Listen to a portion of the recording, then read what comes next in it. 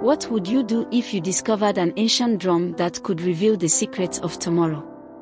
Be patient and listen till the end. In the heart of the lush African savanna, nestled between rolling hills and dense forest, lay the village of Kruma. The villagers lived in harmony with nature, their days filled with the rhythm of life and the vibrant colors of their culture. Among them was Kwame, a young man known for his bravery and kindness. His curiosity often led him on adventures into the unknown, much to the worry of his cautious mother. One fateful day, while exploring the dense forest beyond the village, Kwame stumbled upon an ancient cave hidden behind a curtain of vines. The air inside was cool and damp, and the walls were adorned with faded paintings of long-forgotten legends. At the center of the cave, resting on a stone pedestal, was a drum unlike any Kwame had ever seen. Its surface was intricately carved with symbols and patterns that seemed to dance in the flickering light of his torch. As Kwame approached the drum, a voice echoed through the cave, startling him. "I am the talking drum," it said, "and I can reveal the future, but at a deadly cost." Kwame's heart raced with a mix of fear and excitement. He knew the power of such a gift could change the fate of his village, but the warning lingered in his mind. Determined to help his people, Kwame decided to take the drum back to Kruma. As he carried it through the forest, he couldn't shake the feeling that he was being watched. The trees whispered secrets, and the shadows seemed to move with a life of their own. By the time he reached the village, the sun was setting, casting a golden glow over the thatched roofs and bustling market. Kwame gathered the elders and shared his discovery. The villagers listened in awe as the drum spoke, revealing glimpses of the future. Crops would flourish, rains would come, and prosperity would bless Kruma. But with each revelation, the drum's warning echoed louder in Kwame's mind. What was the deadly cost it spoke of? And was he willing to pay it? The village of Kruma buzzed with excitement as the prophecies of the talking drum began to unfold. The once parched fields now flourished with vibrant green crops, and the villagers rejoiced in their newfound prosperity. Kwame, who had brought the drum to the village, was hailed as a hero. His bravery and wisdom were celebrated in songs and dances, and his name became synonymous with hope and fortune. Despite the joy that enveloped the village, Kwame couldn't shake the unease that gnawed at his heart. The drum's warning of a deadly cost echoed in his mind, a constant reminder of the potential danger that lurked beneath their newfound blessings. As the days passed, Kwame began to notice strange occurrences that seemed to shadow the drum's prophecies. One evening, as the sun dipped below the horizon, casting long shadows across the village, Kwame sat by the fire with the elders. They discussed the future and the many ways the drum's prophecies could be used to benefit Kruma. Suddenly, a chilling wind swept through the village, extinguishing the flames and plunging them into darkness. The villagers gasped in fear as a low, mournful wail echoed through the night. Kwame's heart raced as he stood and scanned the darkness. "Stay calm," he urged the villagers. "We must not let fear control us." He grabbed a torch and relit the fire, its warm glow pushing back the shadows. The wail ceased, but the sense of foreboding remained. What will happen next? Will Kwame uncover the true cost of the talking drum's prophecies? Stay tuned for the next part of this thrilling tale, ***. Thank you for listening.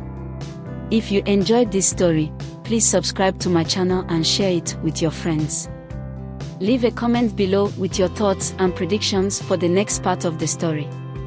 The next morning, Kwame awoke to find the village healer, Nana, waiting outside his hut. Her face was etched with worry. "Kwame, something is amiss," she said, her voice trembling. "Several villagers have fallen ill overnight, and their symptoms are unlike anything I've seen before." Kwame's stomach churned with dread.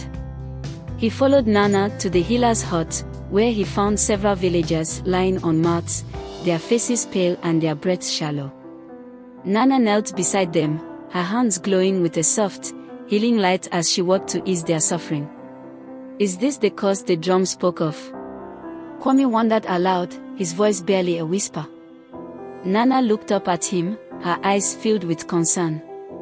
"I fear it may be," she replied. "We must find a way to protect our people." Determined to uncover the truth, Kwame decided to consult the talking drum once more. He gathered the villagers in the central square and placed the drum on a raised platform. As he struck the drum's surface, its deep, resonant sound filled the air, and the voice of the drum spoke. "The future is not without its price," the drum intoned. "For every blessing, there is a cost. The illness that plagues your people is but the beginning. Beware the shadows that seek to claim the drum's power." The villagers exchanged fearful glances, and Kwame felt the weight of their expectations pressing down on him. He knew he had to act quickly to protect his people from the drum's deadly cost. That night, as the village slept, Kwame sat by the fire, deep in thought. He knew he needed to find a way to break the drum's curse, but he had no idea where to start. As he pondered his next move, a figure emerged from the shadows. It was Timmy, a wise and mysterious woman who lived on the outskirts of the village. She was known for her knowledge of the supernatural and her ability to commune with spirits. "Kwame," Timmy said, her voice soft but firm. "I have come to offer my help. The drum's power is ancient and dangerous, and it must be handled with great care. There is a way to break the curse, but it will not be easy." Kwame looked at her, hope flickering in his eyes. "Tell me what I must do," he said. Timmy nodded. "You must embark on a journey to the sacred grove, where the spirits of our ancestors reside. There, you will find the answers you seek. But be warned, the path is fraught with danger, and you will face many trials." Kwame's resolve hardened. "I will do whatever it takes to save my people," he declared. With Timmy's guidance, Kwame prepared for his journey. He gathered supplies and bid farewell to his family and friends, promising to return with a solution. As he set out into the night, the villagers watched him go, their hearts filled with a mix of hope and fear. The journey to the sacred grove was long and arduous. Kwame traveled through dense forests, across raging rivers, and over towering mountains. Along the way, he encountered mystical creatures and faced trials that tested his bravery and wisdom. Each challenge brought him closer to understanding the true nature of the drum's power and the cost it demanded. One night, as Kwame rested by a campfire, he was visited by the spirit of an ancient warrior. The spirit spoke of a great battle that had been fought over the drum's power many generations ago. The drum was created by a powerful shaman, the spirit explained. It was meant to be a tool for good, but its power was corrupted by greed and ambition. To break the curse, you must find the shaman's staff, which lies hidden in the heart of the sacred grove. Kwame thanked the spirit and continued on his journey, his determination unwavering. He knew that the fate of his village rested on his shoulders, and he was willing to face any danger to save his people. As he neared the sacred grove, Kwame felt a sense of foreboding. The air was thick with magic, and the trees seemed to whisper secrets as he passed. He knew that the final trial awaited him, and he steeled himself for whatever lay ahead. In the heart of the grove, Kwame found the shaman's staff, its surface covered in intricate carvings that glowed with a faint, otherworldly light. As he reached out to take it, a dark figure emerged from the shadows. It was the malevolent spirit that sought to claim the drum's power for itself. "You cannot defeat me," the spirit hissed, its eyes burning with malice. "The drum's power is mine, and I will not let you take it from me." Kwame stood his ground, his heart pounding with fear and determination. "I will not let you harm my people," he declared. "I will break the curse and restore peace to my village." With a roar, the spirit lunged at Kwame, and the two clashed in a fierce battle.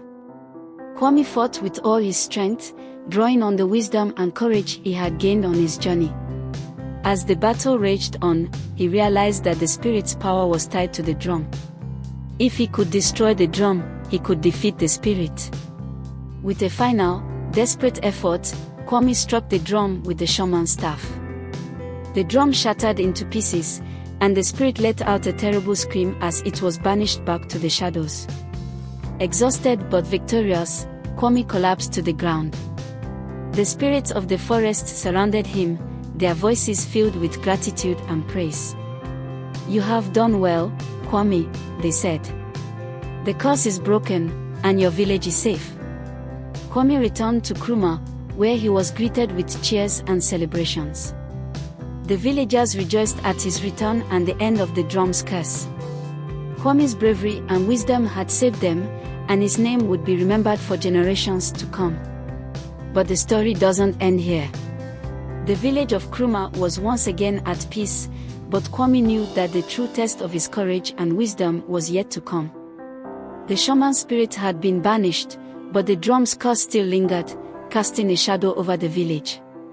Kwame could feel the weight of his responsibility pressing down on him, and he knew that he had to find a way to break the curse once and for all. One night, as Kwame sat by the fire, deep in thought, he was visited by the spirit of the ancient warrior once more. "Kwame," the spirit said, "the drum's curse is tied to the balance of nature. To break it completely, you must restore harmony to the land." Kwame listened intently, his mind racing with possibilities. "How can I restore harmony?" he asked. The spirit's eyes glowed with a soft light. "You must seek out the 4 elemental guardians," it explained. "Each guardian holds a piece of the shaman's power. Only by uniting their strengths can you break the curse." Kwame's resolve hardened. "I will do whatever it takes," he declared. With the guidance of the spirit, Kwame set out on a new journey to find the elemental guardians. His first destination was the Mountain of Fire, home to the Guardian of Flames. The journey was treacherous, with steep cliffs and scorching heat, but Kwame pressed on, determined to succeed. At the summit of the mountain, Kwame found the Guardian of Flames, a majestic phoenix with feathers of fire. The phoenix tested Kwame's bravery and determination, challenging him to prove his worth. Through a series of trials, Kwame demonstrated his courage and earned the phoenix's trust. The Guardian of Flames bestowed upon him a fiery gem, a symbol of its power. Next, Kwame traveled to the Whispering Woods, where the Guardian of Earth resided. The woods were dense and filled with ancient trees that seemed to whisper secrets as he passed. Kwame encountered the Guardian of Earth, a wise and powerful tree spirit. The spirit tested Kwame's wisdom and connection to nature, and after proving himself, Kwame received an emerald gem, representing the Earth's strength. Kwame's journey continued to the Crystal Lake, home to the Guardian of Water. The lake was serene and clear, reflecting the sky like a mirror. The Guardian of Water, a graceful water nymph, challenged Kwame to demonstrate his adaptability and resilience. Through a series of tasks, Kwame showed his ability to flow with the currents of life, earning the nymph's trust and receiving a sapphire gem. Finally, Kwame traveled to the Sky Temple, where the Guardian of Air awaited. The temple was high above the clouds, accessible only by a series of floating platforms. The Guardian of Air, a majestic eagle, tested Kwame's agility and vision. After completing the trials, Kwame received a crystal gem, symbolizing the power of the wind. With the 4 elemental gems in hand, Kwame returned to Nkrumah. He gathered the villagers and explained his journey, showing them the gems. "These gems represent the balance of nature," he said. "By uniting their strengths, we can break the drum's curse and restore harmony to our land." Kwame placed the gems around the shattered remains of the drum and called upon the spirits of the elemental guardians. The gems began to glow, and a powerful energy filled the air.